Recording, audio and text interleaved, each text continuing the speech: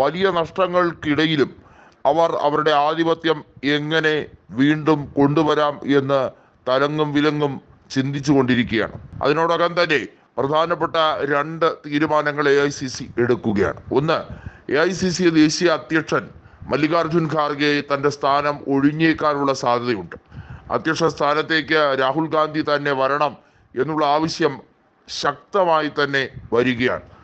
രാഹുൽ ഗാന്ധിക്ക് അധികാരമുണ്ടെങ്കിൽ പോലും AICCയുടെ അധ്യക്ഷൻ എന്ന രീതിയിലേക്ക്, ആ പദവിയിലേക്ക് എത്തപ്പെട്ടാൽ തീർച്ചയായും ജനങ്ങൾ അത് കാത്തിരിക്കുകയാണ് എന്നുള്ളത് വളരെ എടുത്തു പറയേണ്ട ഒരു കാര്യമാണ്. രണ്ടാമത്തെ കാര്യം, രാഹുൽ ഗാന്ധി പ്രതിപക്ഷ നേതാവാകണം എന്നുള്ളതാണ്.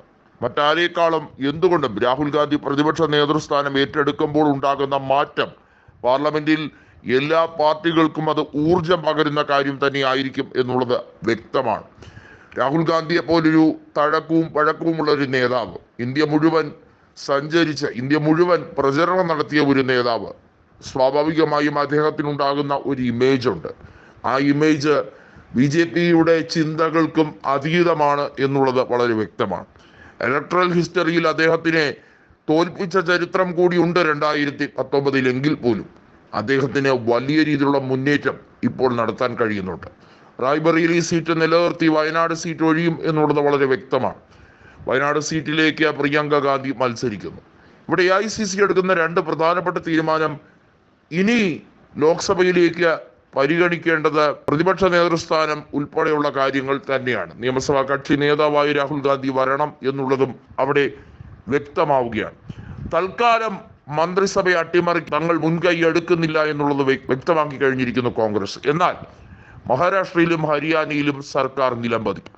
ഒരുപക്ഷെ തെരഞ്ഞെടുപ്പ് 2 മാസങ്ങൾക്ക് മുമ്പേ നടക്കാനുള്ള എല്ലാ സാധ്യതയുമുണ്ട്. അജിത് പവാർ പക്ഷം മഹാരാഷ്ട്രയിൽ വലിയ രീതിയിൽ തന്നെ അസ്വസ്ഥതയിലാണ്. ഇതൊക്കെ പ്രാദേശിക വിഷയങ്ങളായി ഉരുത്തിരിഞ്ഞു വരാൻ സാധ്യതയുണ്ട്. അതുകൊണ്ട് തന്നെ കോൺഗ്രസ്, AICC പ്രത്യേകിച്ചും അവരുടെ ദിശ കൃത്യമായും ഇന്ത്യൻ രാഷ്ട്രീയത്തിന്റെ ഈ പോരാട്ടം കഴിഞ്ഞ് ഇപ്പോൾ ചർച്ച ചെയ്യുന്നത് പ്രതിപക്ഷ സ്ഥാനം ഉൾപ്പെടെയുള്ള വിഷയങ്ങളെ പറ്റിയുള്ള കാര്യം തന്നെയാണ്. പാർലമെന്റിൽ എത്രത്തോളം കരുത്ത് അവർക്കുണ്ട് എന്നുള്ളത് BJPക്ക് നന്നായി തന്നെ അറിയാം.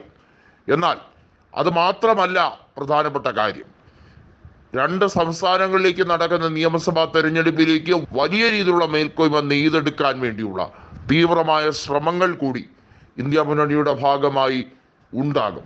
ഇന്ത്യ മുന്നണിയുടെ വിജയരഥം നാട്ടിയ മണ്ണാണ് മറാത്ത ഭൂമി. ഛത്രപതി ശിവജിയുടെ നാട്ടിൽ എന്തുകൊണ്ട് ഇന്ത്യ മുന്നണി ബഹുദൂരം മുന്നിലേക്ക് എത്തി എന്നതും BJPയുടെ പല സിറ്റിംഗ് സീറ്റുകളും കൊയ്തെടുത്തു എന്നതും BJPയെ ഇപ്പോഴും അലട്ടുന്ന ഒരു കാര്യം തന്നെയാണ്.